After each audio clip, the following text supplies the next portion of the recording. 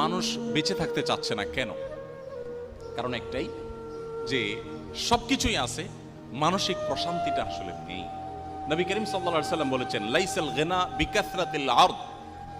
পৃথিবী তথ্য প্রযুক্তির উন্নতির চরম শিখরে পৌঁছে যেতে পারে, নানা রকমের আবিষ্কার দিয়ে পৃথিবীর মানুষের জীবনযাত্রাকে পানির চাইতে সহজ করে ফেলা হতে পারে, বাট এর কোনোটি মানুষকে সুখী করবে না, এর কোনোটি মানুষকে মানসিক প্রশান্তি এনে দিবে না। ওয়ালাকিন্নাল গিনা গিনান নাফস। নবী করিম সাল্লাল্লাহু আলাইহি সাল্লাম বলেছেন, এই সচ্ছলতা, এই উন্নয়ন, এটা আসলে প্রকৃত সচ্ছলতা নয়। আসল এবং প্রকৃত সচ্ছলতা হলো মানুষের মানসিক প্রশান্তি। একজন মানুষ, তার তেমন কিছু নেই কিন্তু তিনি মানসিকভাবে খুবই সুখী, এ লোকটা সত্যিকারের সুখী। আরেকজনের সবই আছে বাট মানসিকভাবে তিনি সুখী নন, এ লোকটা প্রকৃত অর্থে সুখী নন।